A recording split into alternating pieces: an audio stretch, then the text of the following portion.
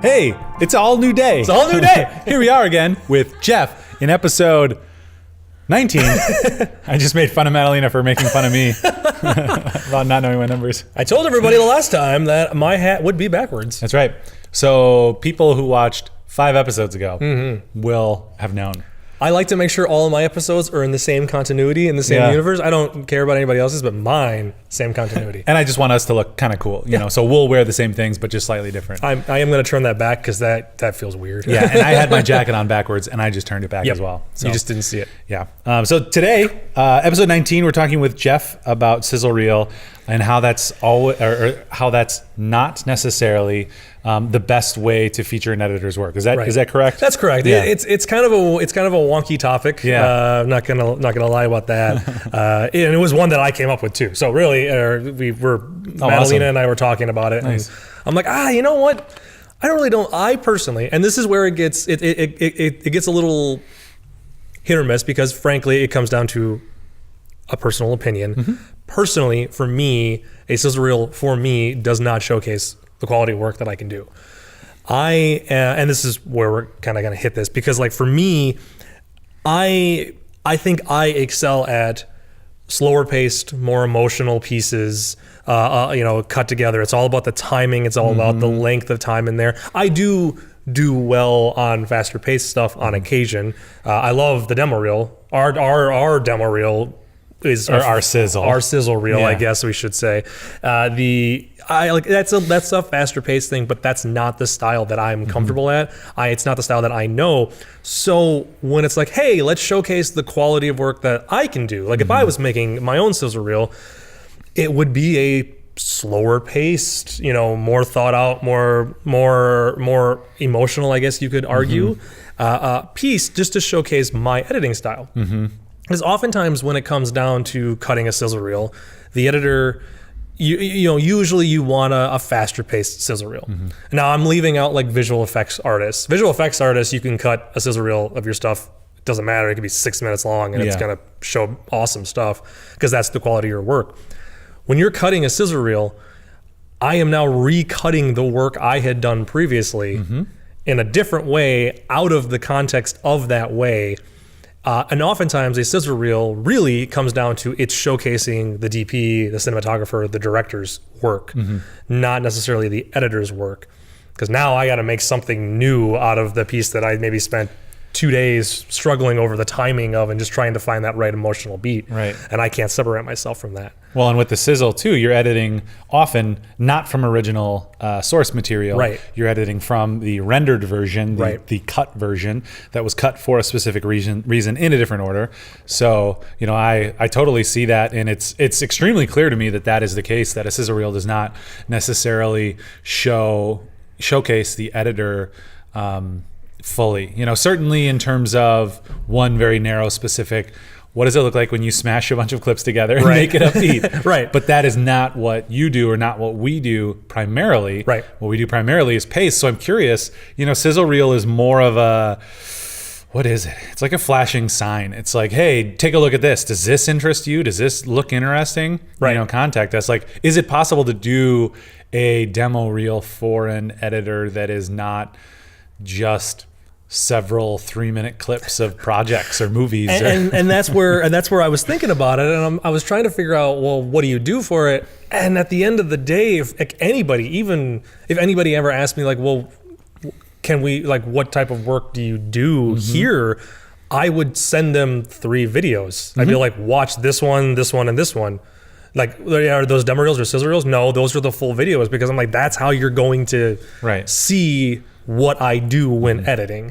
The sizzle reels are nice, to do a compliment about a sizzle reel for how it can showcase something for the editor. That would come down to, like, if there is special effect, if you did visual effects in it, or the color grading or color correction, or if you do integrate in some of the audio work, maybe you did some special audio work in the video and you're integrating it in. It's not just silent visuals over top of music. Like you're doing one of those sizzle reels where you include dialogue, you include sound effects that you've included in those videos.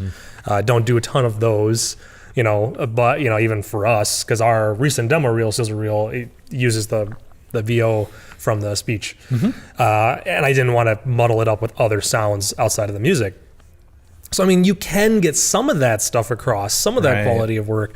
But yeah, at the end of the day, and I've even tried cutting. I'm like, how do I showcase my work in a demo reel? And I tried this was just me on my spare time trying to figure out what to do.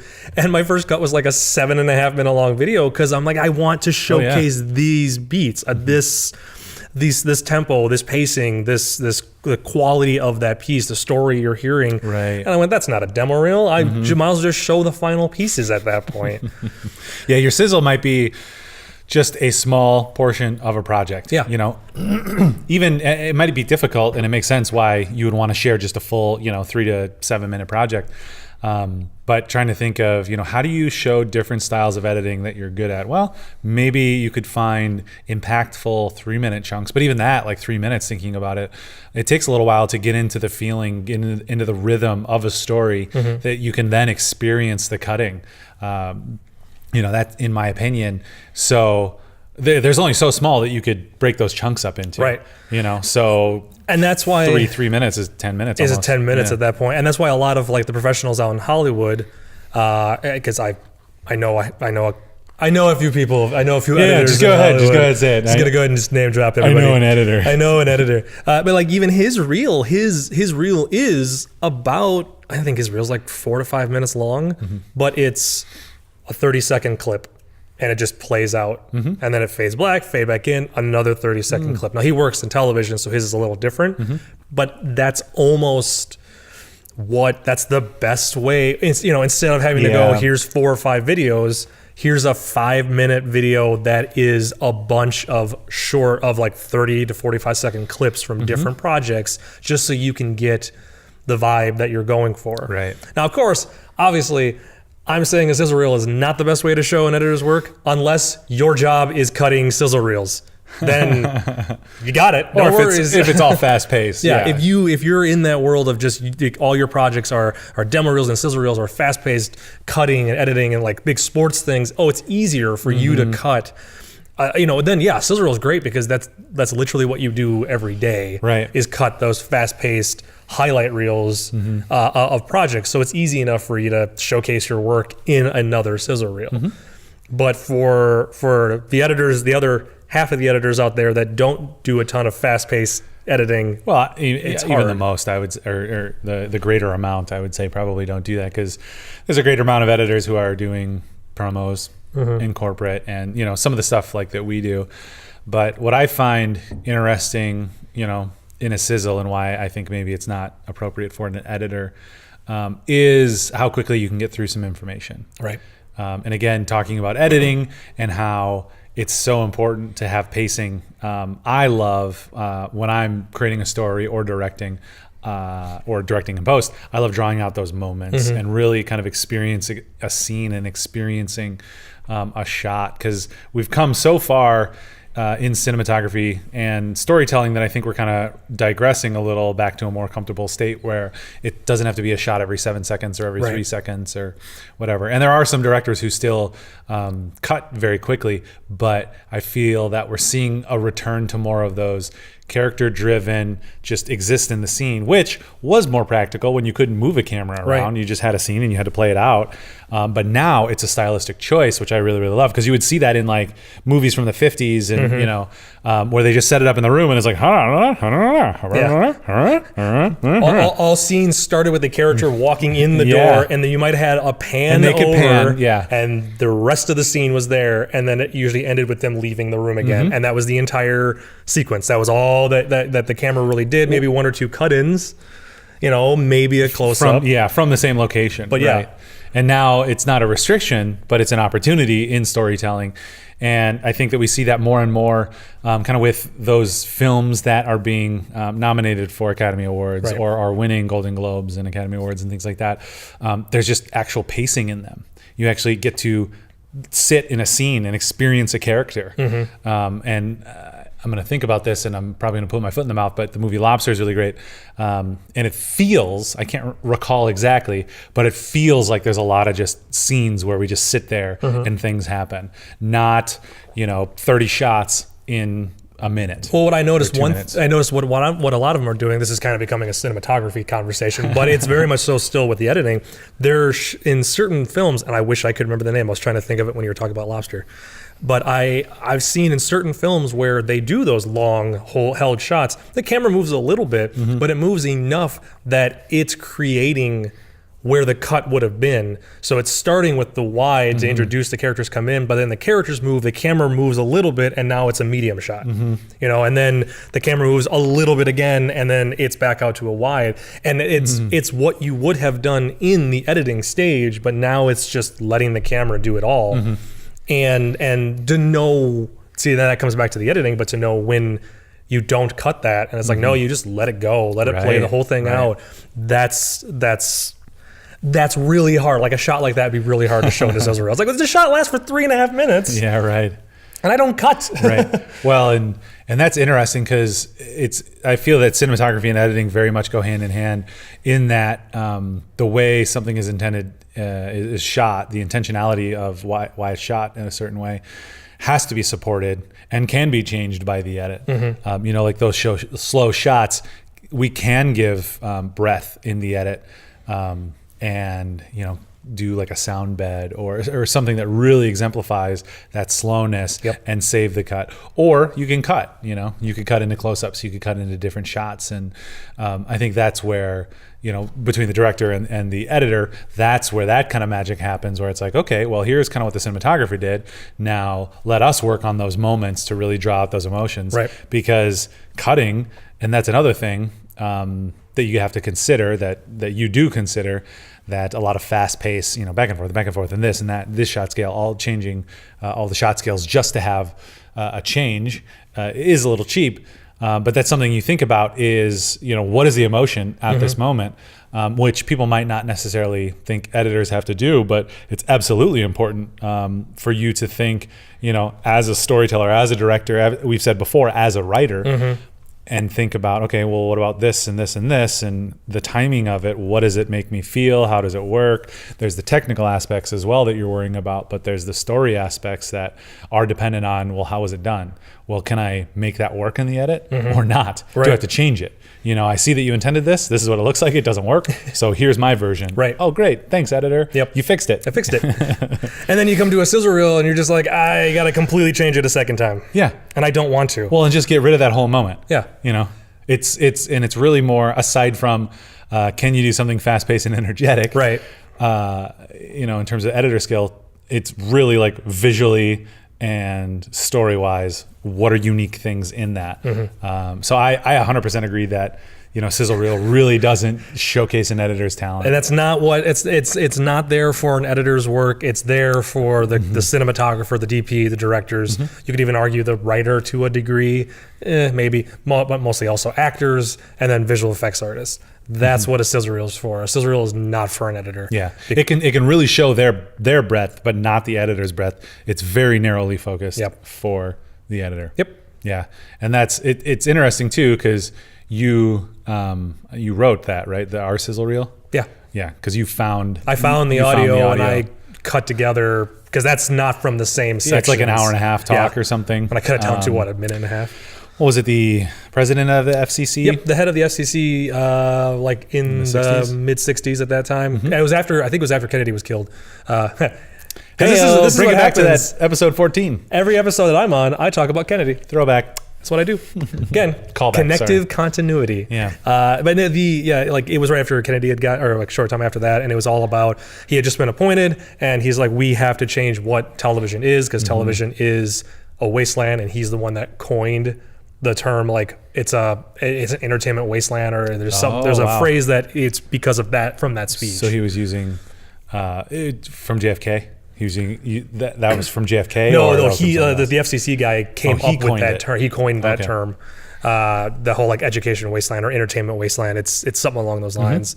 And then after that, everybody else kind of started using that term a little more often. But it's all about just that we need to change. We need to do something better. We can't just put crap on because we can at this point, and that there needed to be a standard for quality programming. Yeah. And that's what that entire speech is about. It's a little weird that 50 years ago they were having that discussion. Right. And I feel like we're still there. We're still there. I mean, I guess it's changed a lot in the studio system, and then the growth of TV, and then cable networks and kind of secondary networks, and then now streaming networks or streaming services that became their own studio and became their own networks, and now on the rise again. Yep. And now we're seeing crap again. It's because it reaches a point where people in the studios and the heads just don't know what to do, and they're just like, we just got to keep putting content out so people don't go away. And unfortunately, you run out of ideas after a little while, and you start just putting whatever, you start throwing whatever on the wall and see what sticks. And What did I hear? I'm trying to think. There was I was reading about servers, I think, and like people who were cutting Atlanta for Hulu, I think, and just the insane, like it's recorded in 5K or 6K or 8K or something, and the insane data rates that they need, the insane all that, and just thinking they're producing, I don't know, dozens of new shows every month, every couple of months, like all that data. I mean, the good thing is all the production that's going on, that's fantastic, but I have to imagine that at some point that's gonna burst. And what's gonna happen? Virtual reality studios. Virtual reality studios. Fun. VR. By the way, trademark. Copyright. Yep. Copyrighted. We got that. That's ours. All three. All three, because that's how you make it legal. Yep. I declare bankruptcy. You can't, Michael. You can't just declare bankruptcy. Well, I declared it. Rewatching that, it's so good. I love The Office. So Sizzle, is there any way that you can make a short Sizzle to showcase editing? It sounds like we've come to the conclusion that you can. You can't. Not for, again, like I said before, if you do that for a living, if that's your main focus, if that's the type of projects you cut on a regular basis, then yes, a fast-paced sizzle reel, because I envision a sizzle reel being quicker. I don't envision a sizzle reel being a 4.5 minute long drawn-out one. Now you could in theory, if you do a lot of slower paced editing. I would recommend going back to your source footage though, just to make sure you have the right amount of the right timing for your clips. Okay. But you could in theory cut a 90-second to 2 minute slower paced video, but at that rate it's starting to look more like you're showcasing the DP, you're showcasing the shots, which if you're just the editor, even that's not gonna work at that point. Right. And that's why like the fast-paced ones work, because now it's just, hey, look at all the cool stuff we do, but it's not my editing skill. And then the real slow ones just go, hey, look at the really pretty stuff we film. Yeah. But that's still not my skill. Right. So that's why I just like, at the end of the day, it's no. I feel like if you need to cut a reel that showcases your work, you go the Hollywood method of, it's a 4-minute video, 20 to 45 seconds, 30 to 45 seconds, and just show clips. And just find the moment, so that way the viewer can get, even though obviously it's gonna be a part of a bigger picture, but even if you can just find a moment where it's like, that's 30 seconds, you can get emotion, you can feel the direction you're going with the cuts. Right. You get it, okay, that's good enough, even if it's not the whole picture, just that little piece. Now, another thing, sorry to interrupt, one thing that I think is difficult as well, in a short sizzle reel, it's like, oh, look at all the pretty pictures in cinematography and directing. Even in the longer edit, you're kind of at the whim of the production value. Right. Your editing could be fantastic, but because the shots look terrible or, sound is not good, you try to do as best as you could, that looks bad on you, despite it not being your fault. Right. And that's where it all comes down to the work you have, or the quality of the work that is given to you. Yeah, because trust me, when anybody watches a movie, if they're the first thing they notice, if that camera or if the quality of it was just terrible, they don't care about the editor. The editor is the position that nobody cares about. I mean, you don't really notice it when done well. And that's the role of an editor, is you're not supposed to be, hey, look at me, look at all this awesome work I do. You're supposed to just go, no, I worked on that. It's like, well, I didn't know that. Yeah, exactly. Because I don't, Right. my work is seamless. My work is supposed to be seamless. It's more on this meta level because it's much more obvious with visuals and sound design when it's really great because it is less noticeable, but it can really quickly move you in an emotion. It's less easily identified when the edit is what brings you there, because I think you go first to that thing that is one of your senses, what you hear, what you see, not necessarily when you put that together and how it stacks up to the previous scene or the next scene or shot, because that takes a little bit more cognitive brain power. Once you start realizing like, wow, this is really fast cut, like it's fast paced. You're at that point, you've pulled the audience completely out of the movie. Yeah. Because now they're realizing a side of this movie that you should not recognize. You should not be sitting there going, they just keep cutting. That should never be a reaction. Because now they're not paying attention to they're not even paying attention to the pretty visuals on camera. Right. They're completely gone. They're out of the film. So as an editor's role, you're supposed to make that seamless. You're supposed to not notice the editor. That's why the editors are never, like, nobody cares about the editors in films. Who do you know about in a movie? You care about the writer, you care about the director, and the actors, obviously. Right. Maybe the DP. Yeah, if you're super nerdy. Yeah, because there's some cameramen, and there's some camera guys that are like DPs that became directors. Jean de Bont is one of them, the guy who did Twister. Oh. Because I believe he was the director of Twister and other movies. Please don't just limit me to Twister. It was the only one I could think of off the top of my head. But I believe he was, I think he worked for James Cameron. I think he did The Abyss. Oh, okay. And I think he might have done one of the Terminators, maybe? Or one of the Aliens. Like, he worked on other films, as the DP, but then he switched over to being a director.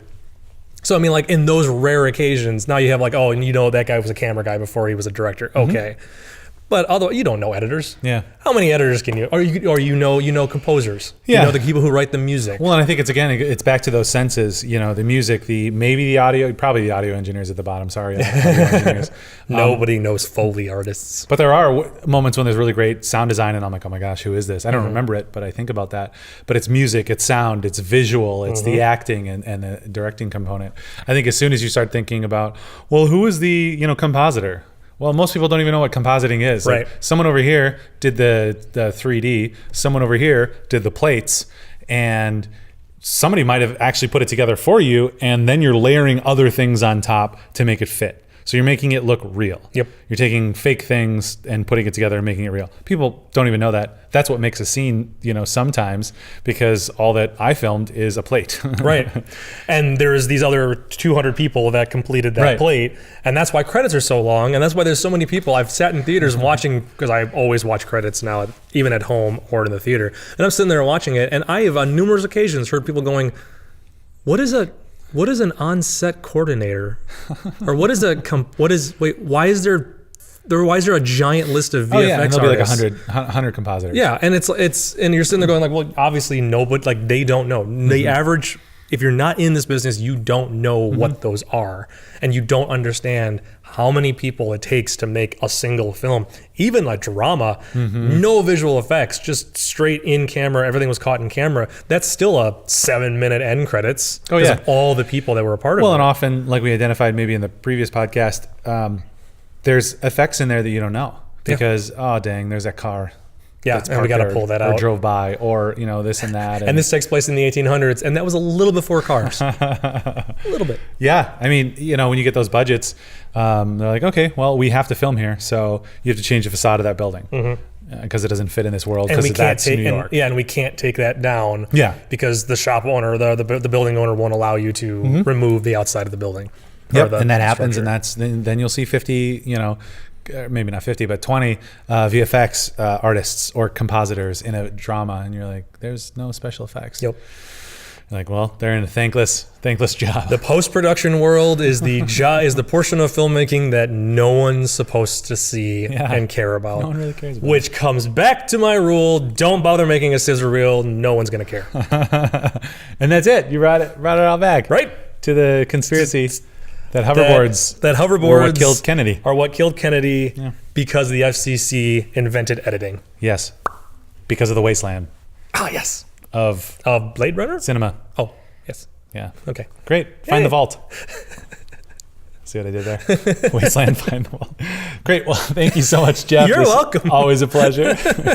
Maybe we left in what we're laughing about. Maybe we didn't. I just can't do end transitions. We'll just leave it all in. Yeah. So next week we have myself and John are talking about 10 years in the business, a reflection. Actually, last November we were 10 years, which is weird. That's crazy. Yeah, makes me feel old. So tune in next week. We'll do it. Yay! Together.